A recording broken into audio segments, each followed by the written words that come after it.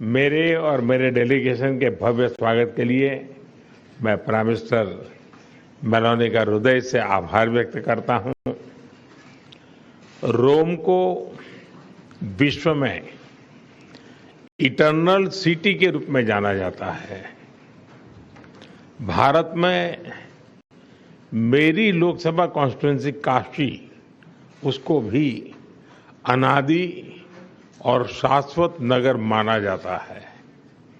जब दो सभ्यताएं मिलती हैं तो बातचीत केवल एजेंडा तक सीमित नहीं होती।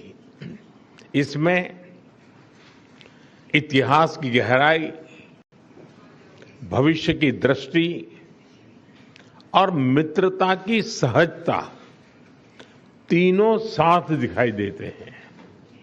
फ्रेंड्स, पिछले लगभग 3.5 वर्षों में मुझे कई बार प्राइम मिनिस्टर मेलोनी से मिलने का अवसर मिला है।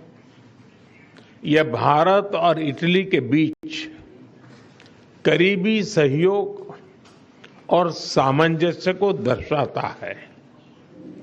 उनके नेतृत्व में हमारे संबंधों को नई गति, नई दिशा और नया आत्मविश्वास मिला है।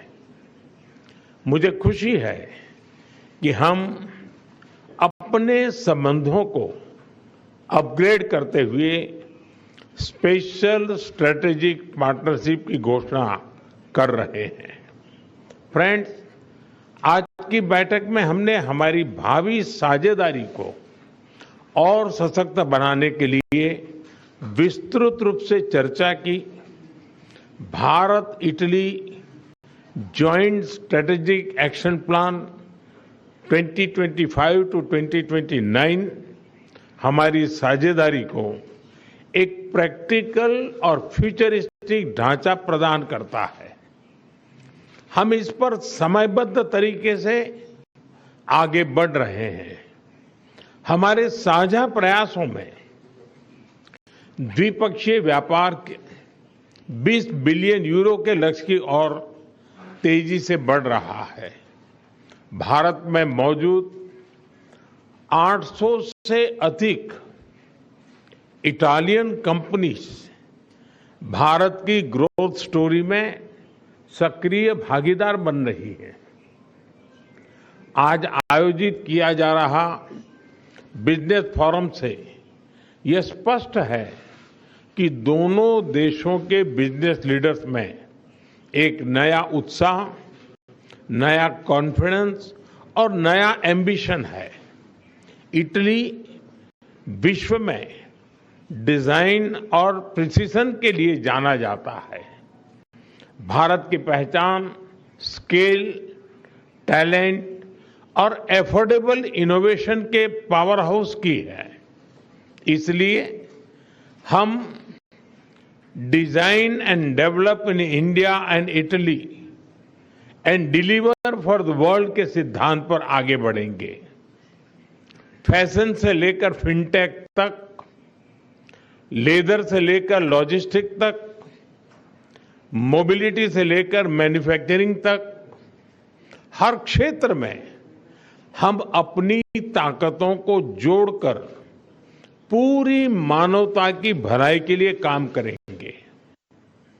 इंडिया ईयू एफटीए के समापन में इटली से मिले सहयोग के लिए मैं प्राइम मिनिस्टर मेलोनी का विशेष रूप से आभार व्यक्त करता हूं।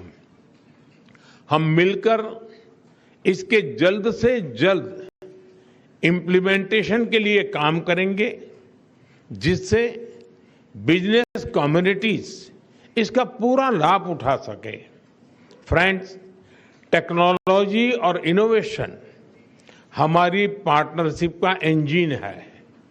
एआई, क्वांटम, स्पेस और सिविल न्यूक्लियर एनर्जी जैसे क्षेत्रों में हमारे सहयोग की अपार संभावनाएं हैं। दोनों देशों के स्टार्टअप्स, रिसर्च सेंटर्स और उद्योगों को आपस में जोड़ने के लिए हम इंडिया इटली इनोवेशन सेंटर पर काम कर रहे हैं। फ्रेंड्स, रक्षा और सुरक्षा के क्षेत्रों में करीबी सहयोग हमारे गहरे आपसी विश्वास का प्रतीक है। हमारी सेनाओं के साथ साथ दोनों देशों के रक्षा उद्योगों के बीच भी सहयोग बढ़ रहा है। हमारे डिफेंस इंडस्ट्रियल रोडमैप से को डेवलपमेंट और को प्रोडक्शन का मार्ग प्रशस्त हुआ है।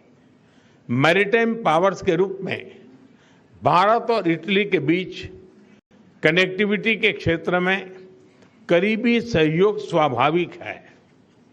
हम मिलकर शिपिंग, पोर्ट्स मॉडर्नाइजेशन, लॉजिस्टिक्स और ब्लू इकोनॉमी पर काम करेंगे। हमने अपनी विन विन साझेदारी को तीसरे देशों तक ले जाने पर भी चर्चा की। इस दिशा में आगे बढ़ते हुए हम अफ्रीका में ठोस प्रोजेक्ट्स पर काम करने के लिए सहमत हुए। फ्रेंड्स, भारत और इटली एकमत है कि आतंकवाद मानवता के लिए गंभीर चुनौती है। टेरर फाइनेंसिंग के खिलाफ हमारी साझा पहल ने पूरे विश्व के सामने एक महत्वपूर्ण उदाहरण प्रस्तुत किया है। भारत और इटली ने यह स्पष्ट संदेश दिया है कि रिस्पॉन्सिबल डेमोक्रेसीज केवल आतंकवाद की निंदा नहीं करती, बल्कि उसके फाइनेंशियल नेटवर्क को तोड़ने के लिए भी ठोस कदम भी उठाती है। यूक्रेन, पश्चिम एशिया तथा अन्य तनावों को लेकर हम लगातार संपर्क में रहे हैं।